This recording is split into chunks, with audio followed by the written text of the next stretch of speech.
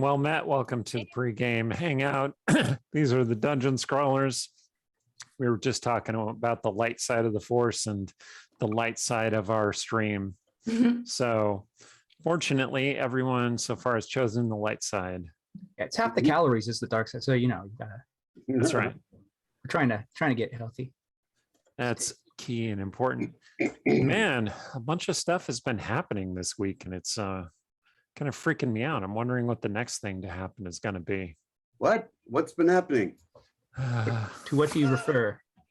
Well, the world, our show. The biggest thing is that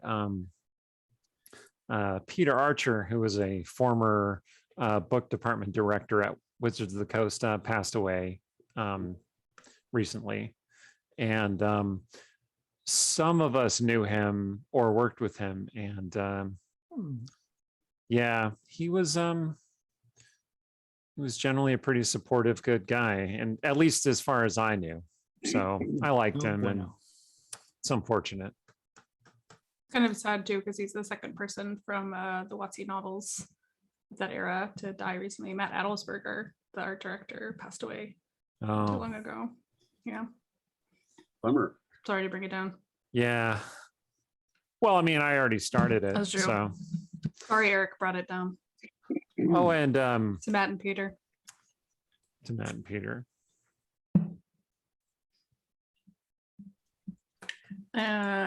What other awful news was there? A kid in Ned's kindergarten class got COVID, so that's not fun. But he wasn't in the classroom with the kids, so okay. Well, that's a relief. The new so lice.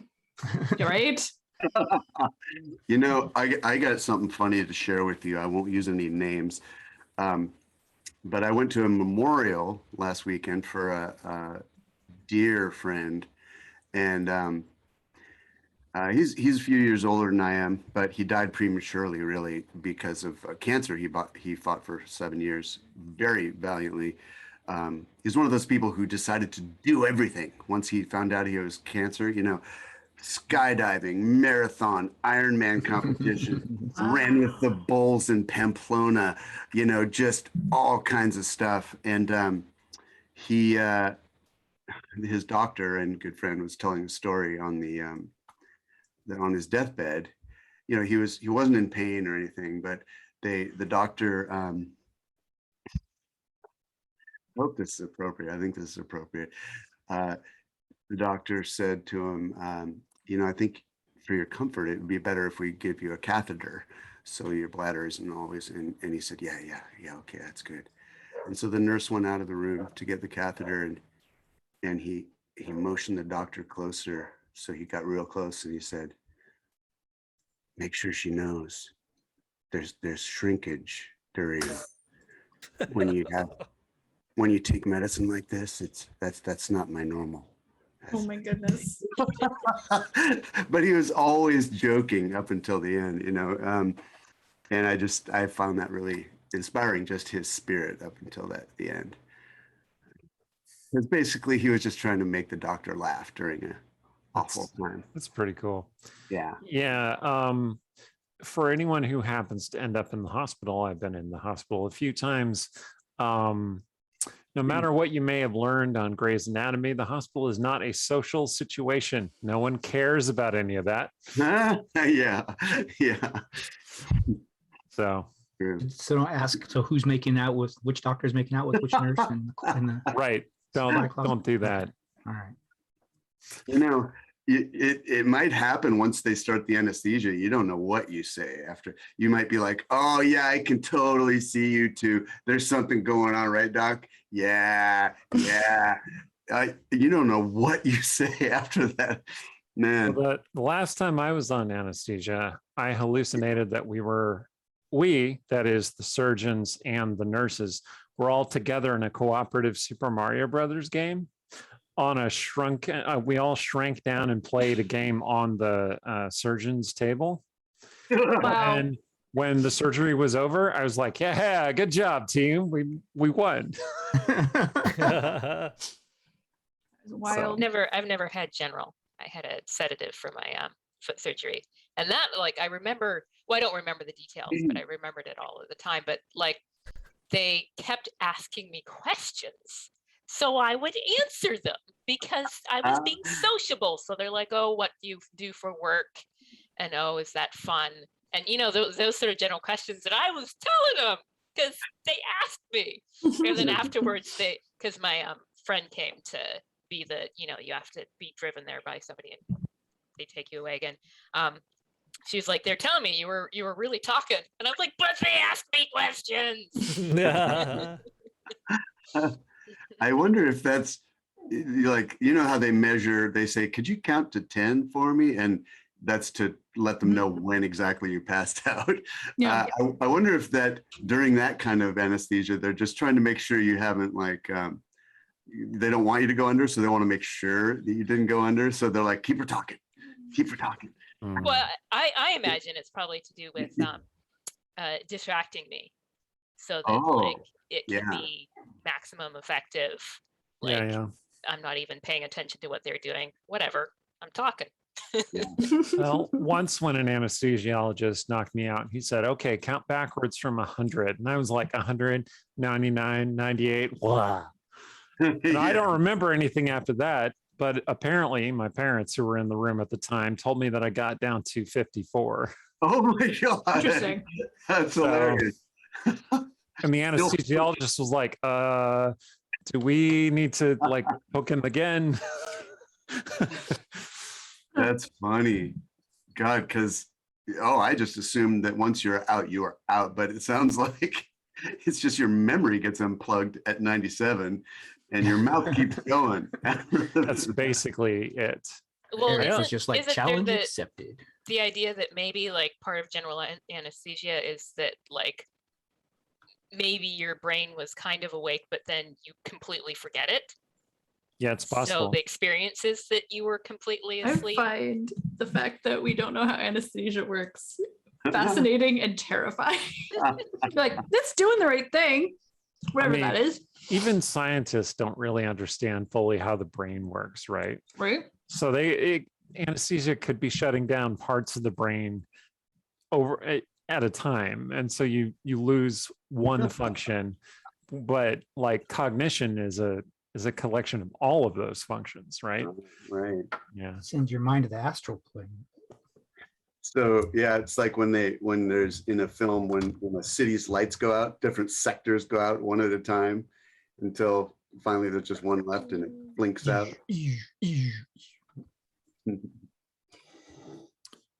I do feel a little bit disappointed there hasn't been an EMP, just like somewhere, not in Seattle, but I mean, knock on some wood, would you, please, Stephen? It's the most interesting thing you've said in a while, Stephen. I mean, why does that disappoint you? well, First of all, let's start with that. You see it in like Ocean's 11 or something like that, and you're thinking, what? If it's that easy to do, I mean, why hasn't somebody done it yet? I can see, I don't know. There's a lot of uses for that. Goodness. Isn't there? I mean, not good ones. But most of them are terrible. Yeah. Also suspect there's a certain amount of like movie magic, much like, being knocked out and then waking up later, not having a traumatic brain injury. All the other things that we're just like, yes, that must work like that. But I have to admit, I don't know a whole lot about EMPs to say whether that's fake or not. I love that scene in Ocean's 11 when the guy who's responsible for turning it on turns it on, and then he's like, I've never done this before, and he's kind of backs away, and then he covers his crotch, because he doesn't know what's going to happen. He's probably going to be sterile afterwards. Yeah, I mean, that's boy. I think that comes under like it would be like really awful, and so it just like imagining it, I'm like, oh, I don't want it to happen because it would be really awful. I mean, you'd lose all your tech. Yeah, your tech would all burn out. That would suck. Lose a bunch. Yeah, but I mean, so think about everybody who like in a heat wave when the power goes off, like you get death. And Ooh, so yeah, think you're about the right. fact that like, so now you've burned out all the electronics. And so then you can't just flick a switch and get the power back on, like Yep. all Yeah. the life support equipment and like all that kind of stuff just, and Yeah, that would suck. We would have to put, that would be the not fun part that would make the rest of it not worth it. So, but they do have, see, here's the thing, they have backup generators and stuff at hospitals, but I think those would get fried too, because they all have Yikes. service. So yeah, you're right. Not a good idea. sorry. So if That's anyone why- out there was gonna fulfill my wish for me, just forget it. Just why take an a bunch of EMP obsolete electronics onto a deserted island Yeah, exactly. and then set it off to see what happens. Yeah. Yeah, I mean, if it EMP happened in a is place- essentially a weapon of war. So yeah. Well, the crabs that live on that island can do what they need to do to make restitution, right? You know, I mean, they know Russia- what they did.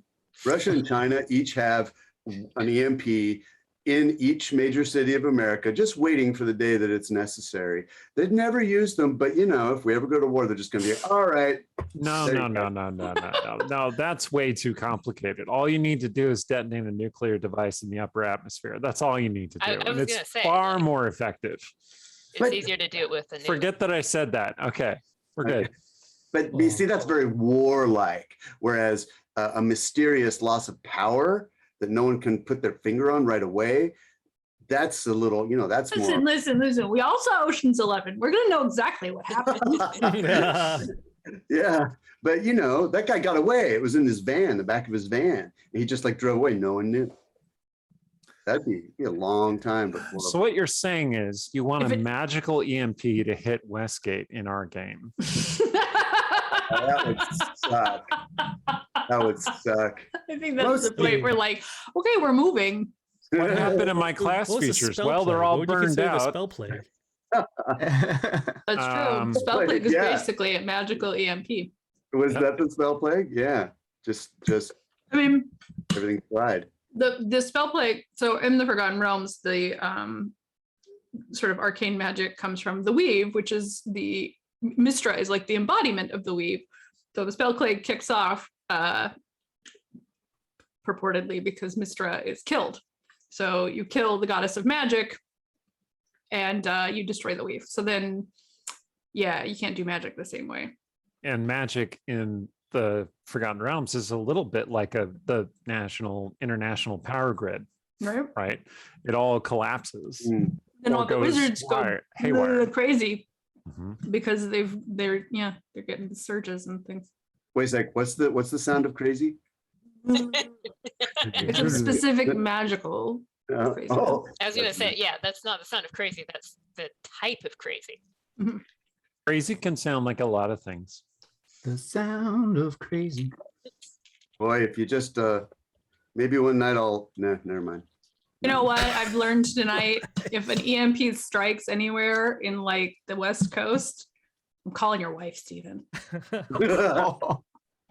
Oh my god, I'd be the last person to figure out how to make one. All right. Okay, do you Heirloom. know where Watch- Steven is? Watch that show And, from yeah. the 90s, This stream Dark has now been- Angel.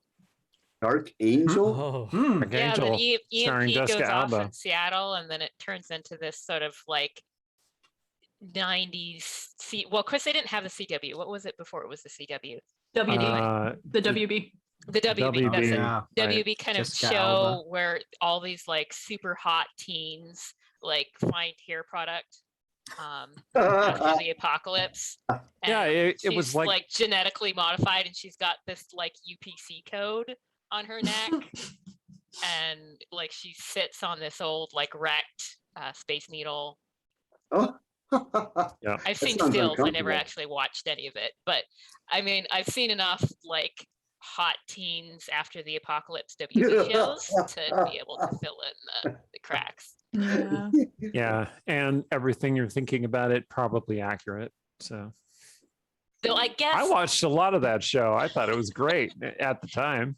it's not quite the platonic ideal of like post-apocalyptic, because they're wearing black leggings instead of brown leggings, because everybody knows after the apocalypse you wear brown leggings, which is from a McSweeney's article. You know, the thought that went through my head was, oh, good, I have some. Well, we're ready up here in Seattle for the apocalypse, Oh. apparently. Goodness gracious. So remember when I told you guys that I did that game with Trevor that is on difficulty class, his podcast? So that is going to come out on Friday. I just found out. Hey, So I will nice. post links and things, and hopefully it's as fun as I remember it. Don't you and Eric have another game coming up? No, we have a panel coming up for right. GenCon. over the last few years, we have done an annual panel at GenCon called the Candlekeep Seminar. And Candlekeep Presents. Candlekeep Presents is what I want to say, but Yeah, Candlekeep Presents is the name of the overall program, and it's basically a seminar, a couple hours of Realms people getting together and just talking about the Forgotten Realms. a lot of asking Ed esoteric yeah. questions. Ed shows up, and then people ask him esoteric questions, and a lot of us have heard like 10 or 12 times And before. I sit next to him in mug because I got nothing to do. No, it's fun. Yep.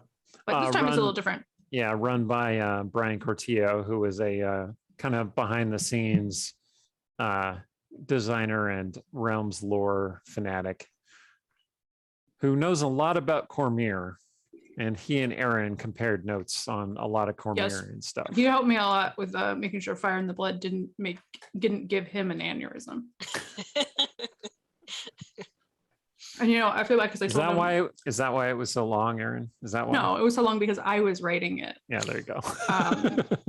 But yeah, actually I won't say the specifics of it, but the agreement I made with him was like, you help me with this, and then you give me your novel draft and I will give you like notes on it. I will help with that because he has this really cool idea for a book, but he hasn't had time to write it. And I feel like we're at a point where I can't hassle him too much, but with Brian, if you're here, I really want to read that one book with the vampire guy. So it really sounds cool.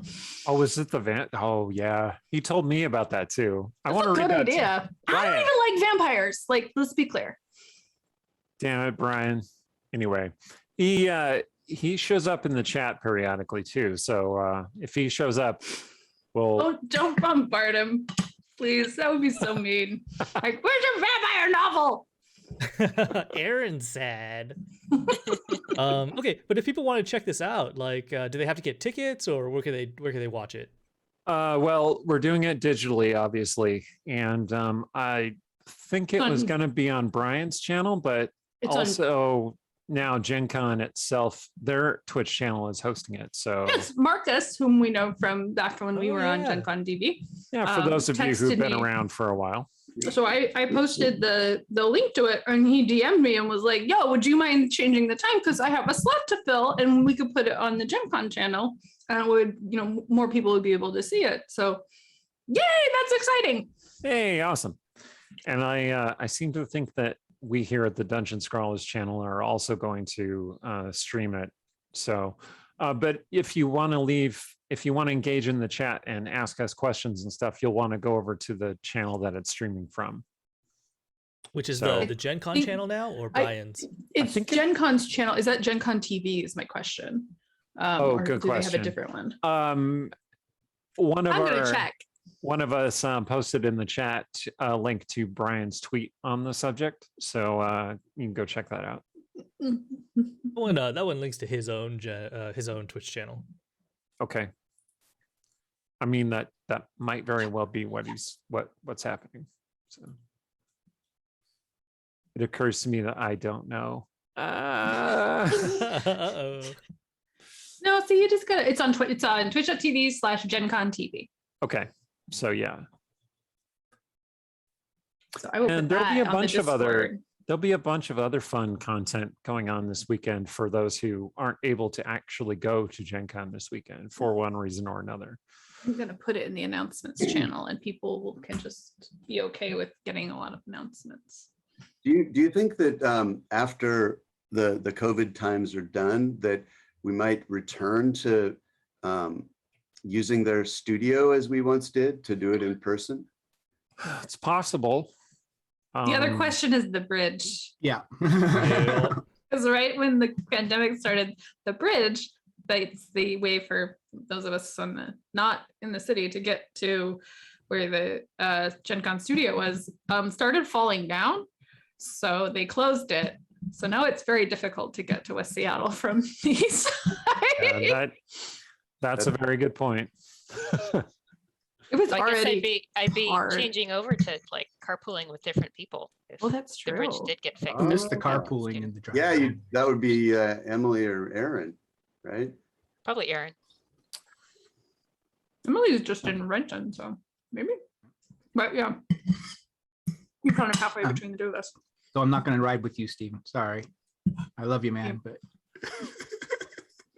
you're the first person I've met who's a worse driver than I am. So, Oh. well, no, you're not worse. Actually, you're probably better than I am. You're faster. You're a lot faster. Okay. Hey, it's called aggressive driving. Yeah, he's like are you were you raised in California? I don't just no, because okay, he's got that California driver style. It's Oh, Did okay. you Well, learn from a Californian? like on No, the actually- mean freeways of I'm Los Angeles or teasing. something. to be fair, I did carpool when Eric drove a few times, and I was gritting my teeth at how slow he drove. And he is a California driver. Fair, Right. fair. I am. Very strange. So yeah, I guess I do have some kind of velocitization. Did you grow up in Washington? I did. Oh, didn't know that. Yeah. Roosevelt High School. Oh, wow. Whoop, whoop.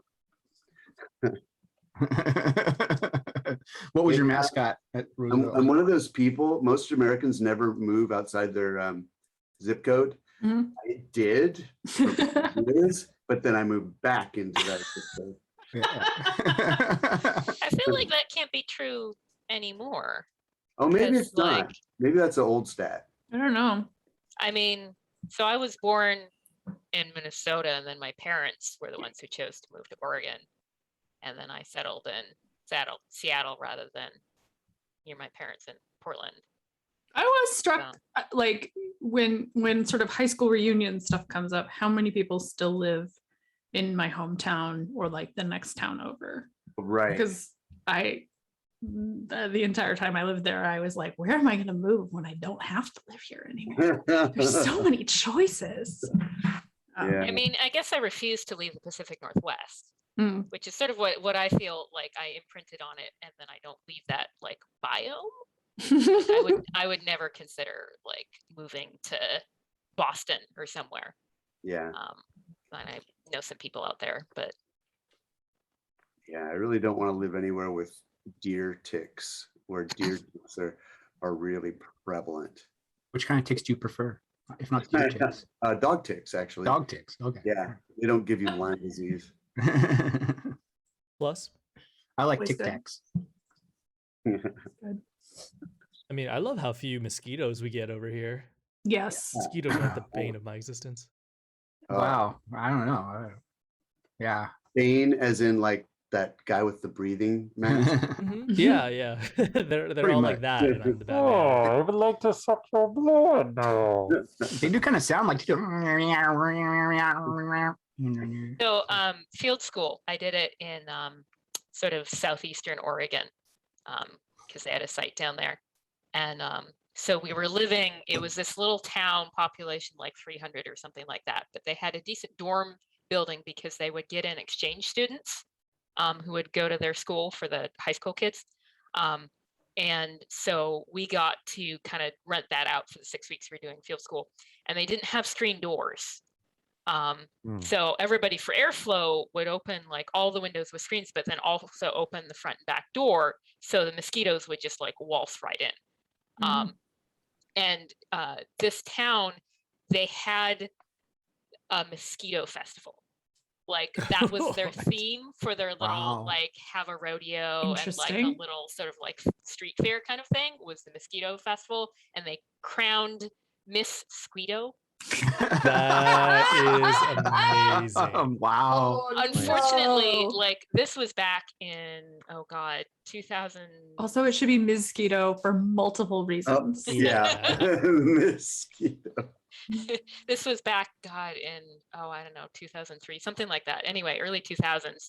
So it was not the fire season that is our fire season now. But even so, they canceled the mosquito festival because of there was a near fire and there was a bunch of firemen in town, or firefighters in town. But anyway, so lots of mosquitoes.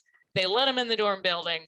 So I tend to sleep with like a top sheet sort of like this just by personality. So I'd wake up and I would have these mosquito bites here and then like here. And the thing about both of those places is that there's nowhere to swell without looking like Halloweeny. Ah! Oh, that sounds awful. So most mornings I'd have some big leg. Anyway, we're going over time. Sorry. Story went I was long. gonna What say, town was I this? trying to figure out how Sorry. to transition from that to talking about the recap. Bye now. But, hey, yeah, but we gotta go. We gotta recap the show. We'll be back in 4 minutes, and then Rhiannon can talk more about her mosquito nightmares. Yay. I just think that witch please joke is played out. What do you mean I have to say it? What do you mean it's in my contract? What contract? I'm not saying it. So we have a witch fight on our hands. Well, at least the start of one. As the Rashemi witches moved in to attack, the spear witch appeared, and I don't know, it wasn't terribly clear, at least at the start, what side she was going to be on. Though, as the clash happened, and she started counterspelling and casting her own spells to help out the irregulars, it was clear she was on the side of her daughters, which is fortunate, at the very least, given that she has no love for the Rashemi witches and they have no love for her. I was kind of worried there that it was going to be a three-way fight, and honestly, at this point, it still might be. Or she'll help them take down all the Rashemi, and then they'll have to fight her next. Oof. But then Kaylet opens the fight by shattering the ground underfoot, creating a sinkhole that both Sturge and Cecilia fall down. But hey, the battle topside was epic and impressive, with magic getting thrown around, counter spells going off, Pegasus, single Pegasus, just swooping in and doing Pegasus stuff. Yeah, I kind of lost the thread of that whole statement there. It was cool though. Honestly, a lot was happening, but the irregulars were holding their own, at least those that were still on the surface, and Artemisia kept throwing bolts of lightning and electricity and doing her whole thing, even at one point conjuring giant spectral dragon wings to protect herself from a magical attack. But she kept looking at her mom for approval the whole time. Maybe not the whole time, but once or twice. And like, I get the whole mommy daddy issues thing, but kind of makes me glad mine aren't around anymore. Was I ever really that bad? Well, if I was, none of you were around to see it. Neither were they. Down below, Cecilia and Sturge found an entire subterranean structure or cavern that had the stink of reptile and rotting meat. And the source of that became very clear very quickly. Dead lizard men everywhere. Sturge, smart cookie that he is, also partially out of habit, scouted ahead invisibly, while Cecilia snuck around clever-like, using her little summoned minion. It's not really her familiar, is it? It's like a brownie, an imp. It's not an imp. Brownie. I want brownies. At the very least, they seem to avoid detection, at least until Cecilia stumbled across a gelatinous cube. And not one of the little Roomba kinds either. We're talking a big one. So with the fight still raging topside and all the problems down below, it looks like things are gonna be complicated from here on out. I guess we'll see how it goes, huh? Now if you'll excuse me, I have a contract to renegotiate.